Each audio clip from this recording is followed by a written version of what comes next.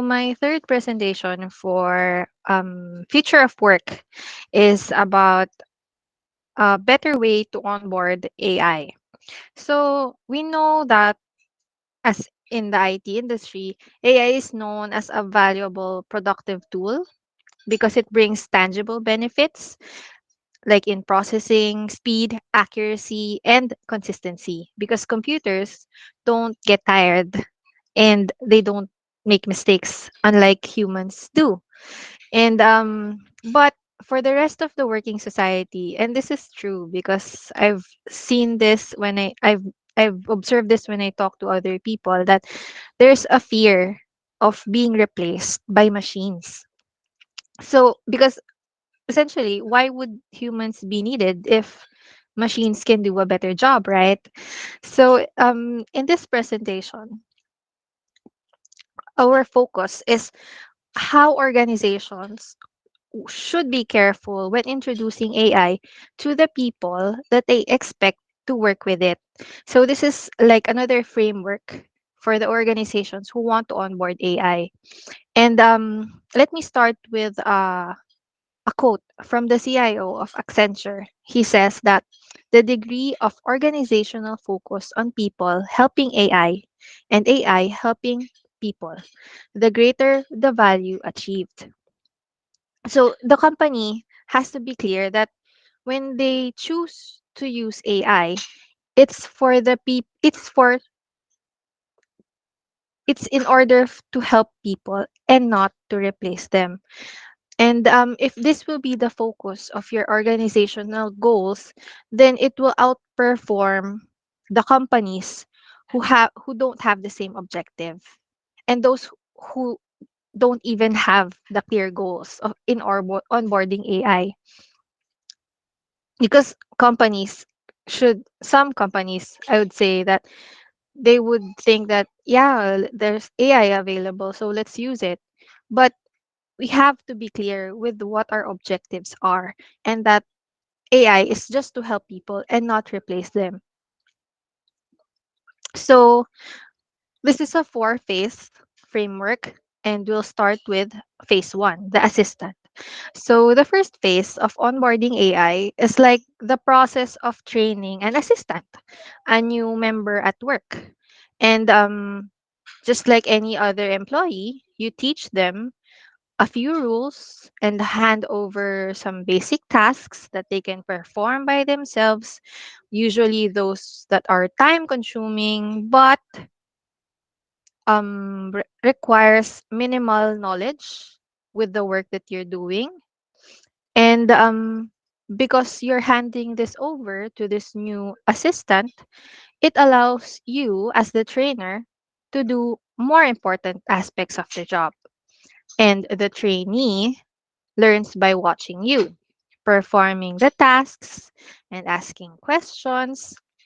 So this in this similar way, AI can be onboarded as the assistant. So one of the most common tasks for AI assistants is sorting data. So for example, recommendation systems companies help customer filter through thousands of products and find ones that are most relevant to them. Think of it like as Netflix and Amazon. So when you browse the application or the website, you already have these recommendations, and you don't have to go through all the entire library of all the movies or TV shows that they have.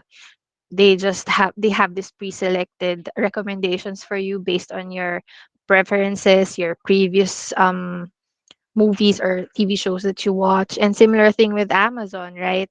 They also recommend you other products that are related from your past purchases or based on your purchasing behavior. So, and another example is portfolio managers that are choosing which stocks to invest. This portfolio managers is one of the most common applications for AI in this study.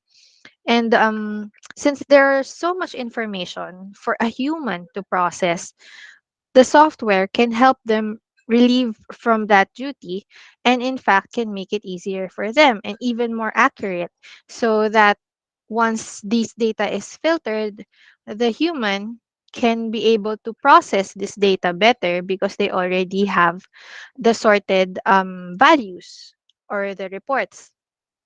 So another way that AI can be of assistance is to model what a human might do. So you are probably using this already, like how Google prompts search phrases as you type in, or even in email, right? When you type in an email or even a reply, Google Mail already recommends you what you should say. And I believe they're also trying this for Instagram and Facebook. Like for example, when it's someone's birthday and you want to comment on a post, Facebook will suggest to you an emoji with a happy birthday. So you don't even have to think about what you want to say. You just type it in and type enter, and then that's it. You greeted that person already. So this kind of modeling can also be applied to decision making. So, for example, when an employee is faced with multiple choices in making decisions, AI can help filter out those choices based on past decisions, which can speed up the process rather than the AI actually doing the job, doing the choosing.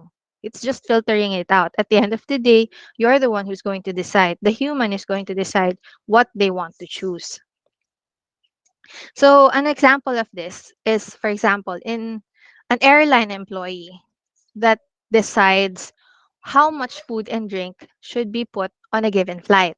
So this airline employee needs to make assumptions based on previous flight, how much food they should bring in, and when they make the wrong choice, it can incur costs for the company. And algorithms can help with this by analyzing the past choices or the rules set by the human, the manager. And it can also involve past behaviors of passengers based on the manifest of the flight. As long as you give them the information, the algorithms can process this information and then they can provide you a more detailed information that will be easier for you to decide. But as with predictive typing, humans can choose not to use it. They will always have a final say. So, if for example, in that Facebook example, that if you can automatically greet a person happy birthday, you can choose not to greet them happy birthday. You can say it in Tagalog, maligayang bati, because you just choose not to use happy birthday, right? So AI is simply assisting them by anticipating their decision style. So that is the assistant. So the next phase is the monitor. So in this step, AI will provide real-time feedback using machine learning programs. So AI can be trained to forecast what a user's decision would be in any given situation. So for example, if a user is about to make a choice that is inconsistent with their past choices, the system can flag the discrepancy. He will say that there's something wrong. This is not the usual way that you decide. And this can be helpful when an employee is, for example, tired or distracted, especially during peak of their work or at the time that they have to make big decisions and a lot of them. So there's a good example of this actually in the paper. So there's a research that shows that humans have imperfect reasoning capabilities. Um, Especially this particular study was focused on the legal decisions that judges grant political asylum more frequently before lunch than after. So it's not exactly objective, right? And also, they give lighter prison sentences if their NFL team won the previous day than if it lost. So clearly, justice might be better served if human decision makers were assisted by software that tells them when they are making a decision that is different from what they usually make. So this removes or attempts to remove biases or any changes in the emotions of the humans that contributes to their decision making. So another example of this is again portfolio managers that make decisions that may risk their overall portfolio. So for example, the system alerts them so that they can adjust if the system notices that this is not their usual behavior. But as in the previous phase, they can still choose to ignore it. But the feedback will still help in their decision. If, for example, the portfolio manager decides to buy this stock, and then the AI flags them, the saying that, why are you doing this? This is not what you usually do. It can contribute to their decision making. So the portfolio manager can have the choice between following the AI's recommendation or continue with what he had decided.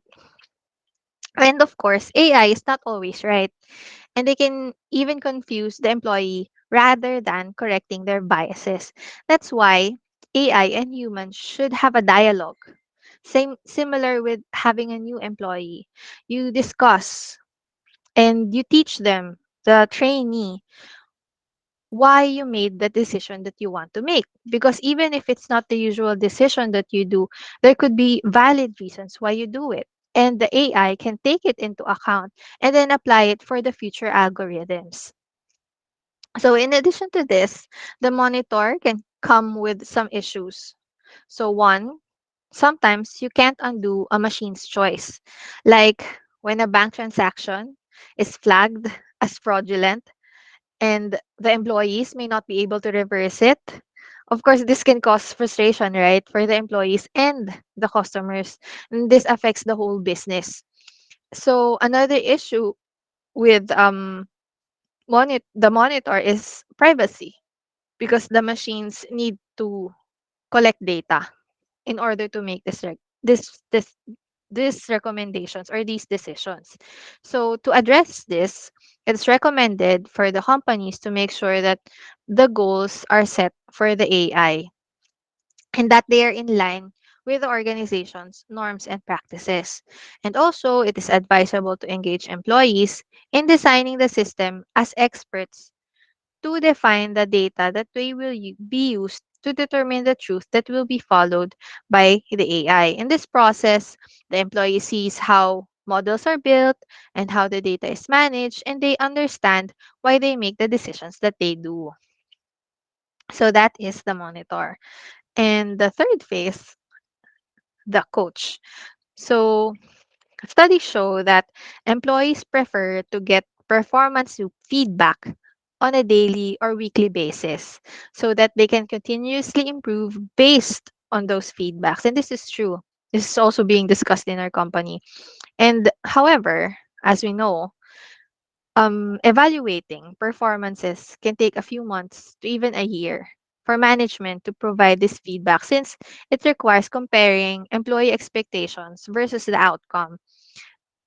Sure, you can evaluate on a daily or a weekly performance, but it won't be as valuable as comparing the employees' performances for a few months, because it involves the work that they do, the length of they do, how much growth they have done, and how much improvement they have done for the company.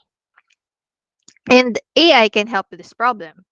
Using AI, employees can look into their own performance and evaluate them based on their past decisions and patterns and practices. So that is what the coach is all about. So, for example, portfolio managers receive feedback from data analytics system. So this system captures their investment decision for each individual, and it can show these portfolio managers when they are holding on to underperforming investments longer than they should, and or others that are overconfident, taking on too large a position in any given investment.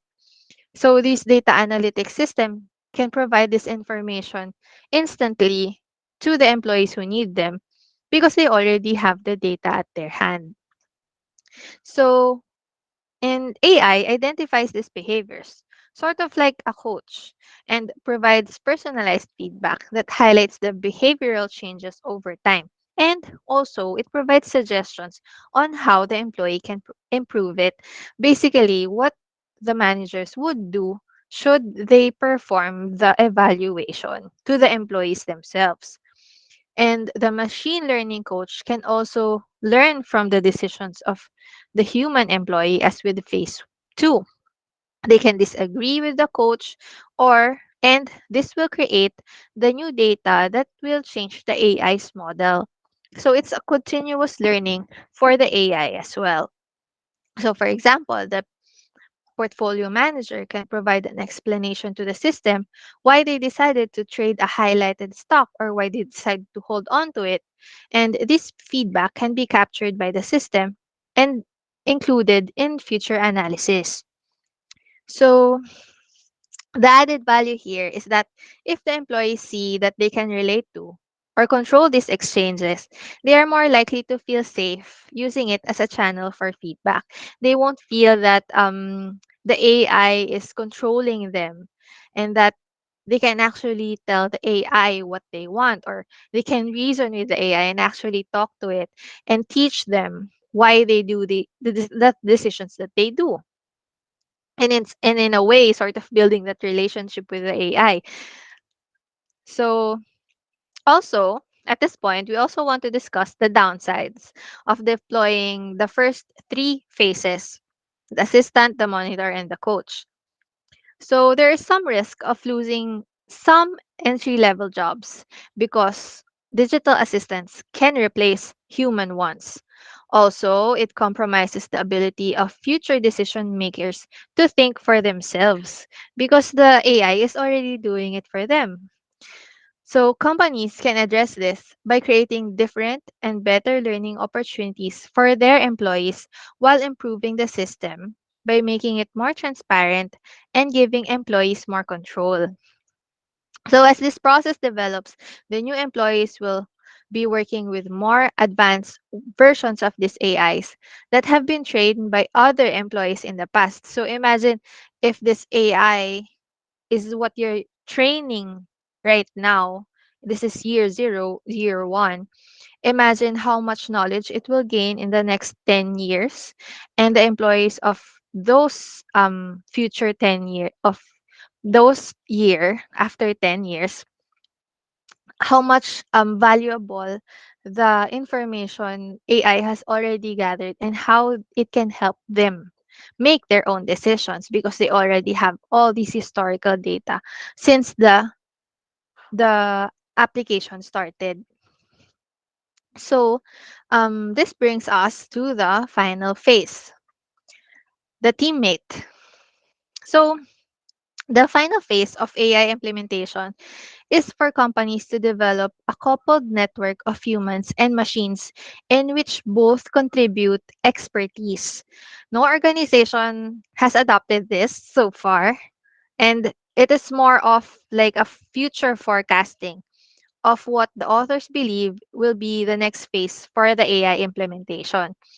So, as AI improves through interactions with individual users, a community of experts, both human and machine, will naturally emerge in the organization. So, for example, a purchase manager who could see what prices someone else would give could benefit from a customized collective of experts.